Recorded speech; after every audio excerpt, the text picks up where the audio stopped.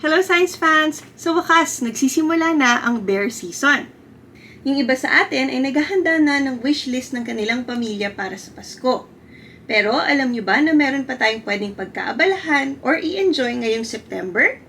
Kasi kahit walang autumn sa Pilipinas, ang September ay simula na ng parang autumn na panahon kung saan lumalamig at tumitigil na rin ng konti ang pag-ulan.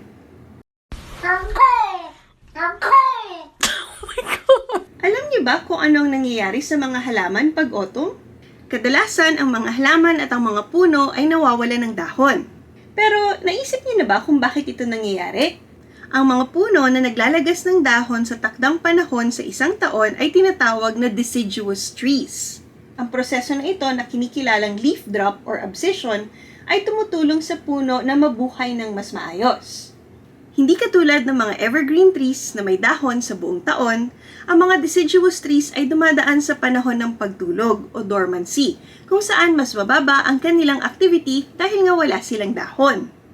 Ang leaf drop ay kadalasang nasasamahan ng pagbago ng kulay ng mga dahon, kaya lalong gumaganda ang season ng autumn, lalo na pag tinitingnan natin ang landscape. Kaya, kung ito man ay yung mga autumn na napapanood natin sa mga TV series o pelikula o ang mga magagandang tanawin sa Pilipinas, marami pang kailangang malaman kesa sa nakikita natin. Pero, bago tayo mag-usap-usap tungkol sa siyensya, gusto ko munang mag-hi sa ating mga bagong manonood. Ako po si Chona and I'm your resident Filipina scientist. Isa po akong mananaliksik in the field of molecular ecology at ako po ay nafa-fascinate sa mga malalaking environmental triggers na pwedeng makaapekto sa DNA ng mga halaman at hayop. Isa rin po akong teacher at gustong-gusto ko pong nag-share ng mga geeky things sa aking mga estudyante para mas maintindihan nila kung paano gumagana ang mundo.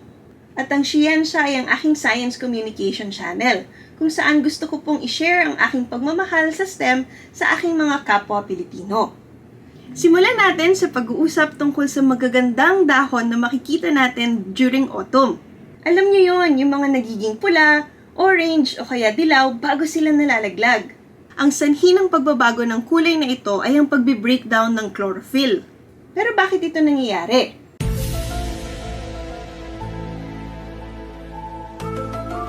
Ang chlorophyll ay isang chemical na nagbibigay ng kulay berde sa mga dahon at importante ito para sa proseso na tinatawag nating photosynthesis. Ang chlorophyll ang humuhuli sa liwanag ng araw na siyang tumutulong sa mga halaman na mag-produce ng energy sa form ng ATP at NADPH. Ang mga enerhiya na ito ay ginagamit ng mga halaman para i-transform ang carbon dioxide into sugars and other organic compounds na kailangan nito para mabuhay. Pero hindi tumitigil doon ang mahika.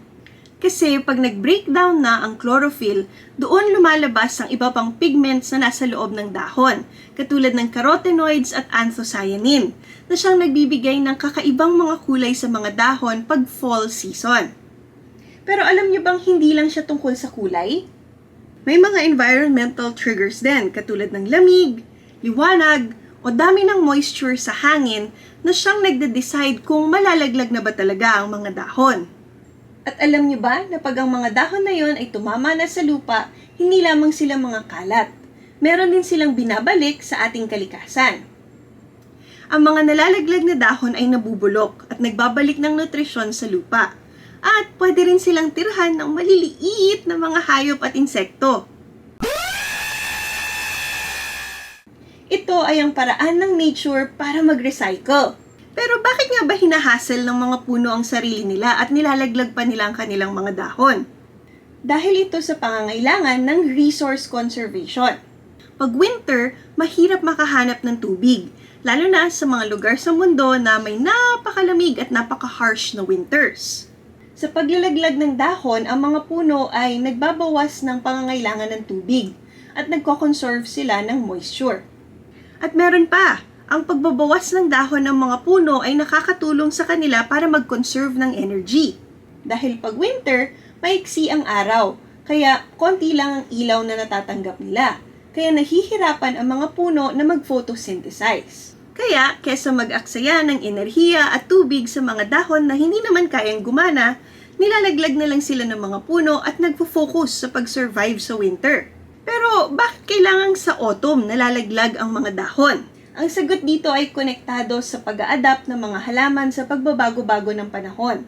Sa mga lugar na tinatawag nating temperate regions, pag autumn, mas maiksi ang araw at mas malamig ang panahon. Ang pagbabago ng season na ito ang siyang nagsasabi sa mga puno na panahon na para maghanda para sa winter. Kasi pag bumababa ang availability ng araw, mas mahirap mag-photosynthesis. Kaya matalino ang ating mga puno kasi nilalaglag nila ang dahon para makatipid sa kanilang resources dahil mas hihirap na ang mga buwan na susunod. Para siyang hibernation, pero para sa halaman. Pero nakakatulong ba talaga ito sa mga puno? Imagine nyo kung yung mga dahon na yon ay nakakabit pa rin sa puno tapos may snowstorm. Yung snow at ice ay pwedeng pabigatin sila, kaya pwedeng masira yung mga branches. Kaya, pag walang dahon, walang problema. Tapos, ang paglaglag din ng dahon ay nakakatulong sa mga peste at sa mga sakit na pwedeng makuha ng puno. May mga peste at sakit na naghahanap ng sisilungan pag nagpapalit ng panahon at ang mga dahon-dahon ng halaman ay isang pwedeng lugar na kanilang pagtaguan. Pag nalaglag ang mga dahon, ang mga puno ay nagbabawas ng risk na pwede silang magkaroon ng sakit. Pero pumunta na tayo sa exciting part. Dito sa Pilipinas, wala namang autumn. So, bakit nagkakaroon ng mga puno na naglalagas ng dahon? Kasi merong mga tricks na kailangan gawin ang mga halaman. Sa mga tropical climates, kahit walang autumn, naglalagas pa rin ang dahon ng ibang puno. Bakit? Para mag-adjust sa mga dry seasons o mga panahon na walang tubig. May mga species ng puno na napakagaling gumawa nito at nilalaglag nila ang mga dahon nila pag natutuyo na ang kapaligiran. Lahat ng ito ay para mag-survive kahit mahirap ang panahon, kahit saan man nakatanim yung punong ito.